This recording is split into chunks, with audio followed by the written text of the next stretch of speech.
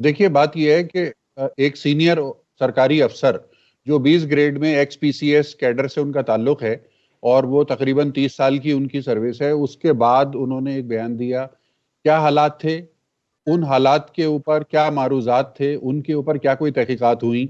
کیا کوئی حکومتی سطح کے اوپر انکوائری کمیٹی بیٹھی، اور کیا کوئی، جیسا کہ ان کے بارے میں ان کے ناقدین نے کہا کہ ان کو کوئی ذہنی مسائل کا سامنا رہا ہے یا وہ بہت زیادہ دباؤ میں رہے، تو کیا اس کے اوپر کوئی کسی قسم کی کوئی نفسیاتی ڈاکٹروں کی ٹیم نے ان کا معائنہ کیا؟ اگر نہیں ہے ان تمام باتوں کا جواب میرے علم میں نہیں ہے کہ ایسا ہوا۔ اگر ایسا نہیں ہوا اور چند روز گزرنے کے بعد وہ اپنا ایک مختلف بیان لے کے سامنے آ گئے، تو میں اس پہ یہی کہہ سکتا ہوں کہ جن حالات میں انہوں نے وہ بیان دیا تھا اور اب جن حالات میں انہوں نے یہ بیان دیا ہے، ان دونوں حالات میں کیا فرق رہا ہے یہ تو لیاقت چٹھا کو ہی پتا ہوگا، یا لیاقت چٹھا کے قریبی لوگوں کو اس بارے میں پتا ہوگا۔ لیکن پاکستان کے عوام کے ساتھ ایک جو مذاق ہوا ہے، پاکستان کے عوام اور پاکستان کے نظام کے بارے میں جو ایک تماشا لگایا گیا ہے،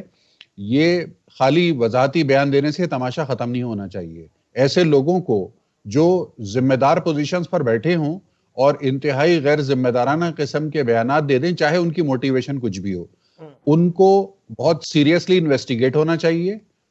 They must be taken to the task۔ اگر ان کا الزام درست تھا تو ان الزامات کی تحقیقات کر کے اس کے خلاف کارروائی ہونی چاہیے تھی، اور اگر ان کے الزامات درست نہیں ہیں تو ایک فقط وضاحتی بیان دینے سے ان کی جان نہیں چھوٹ جانی چاہیے، کیونکہ انہوں نے جتنا بھونچال پیدا کیا، پاکستان کے عوام کو جتنا گمراہ کیا، اور پاکستان کی حکومت یا پاکستان کے حکومتی نظام کو دنیا کے سامنے ایک جگ ہسائی کے طور پر پیش کیا،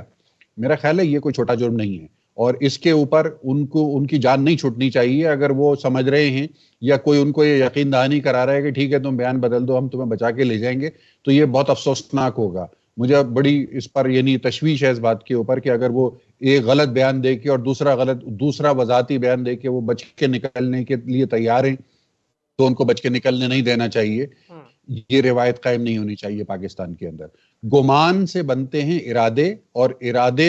کنورٹ ہوتے ہیں یقین میں، اور پھر وہ یقین عمل درآمد کی طرف لے کے جاتا ہے، جس سے آتے ہیں نتائج۔ پی ڈی ایم کی جب حکومت بنی تھی آج سے 22 مہینے پہلے، تو ہم سب نے یہ گمان پہلے دن سے کر لیا تھا کہ یہ تو چور ہیں۔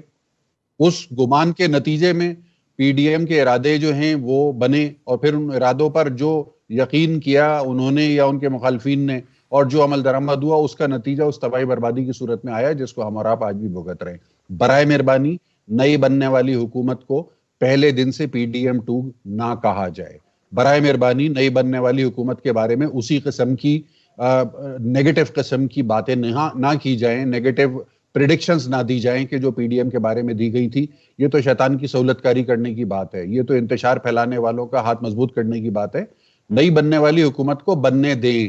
اور اس کے بعد ان کی کارکردگی کے اوپر تنقید کریں، لیکن حکومت بننے سے پہلے کوسنے دینا یا تانے دینا یا نیگیٹو قسم کی پیشگوئیاں کرنا، یہ پاکستان کے ساتھ دوستی نہیں ہے، معاف کیجیے گا۔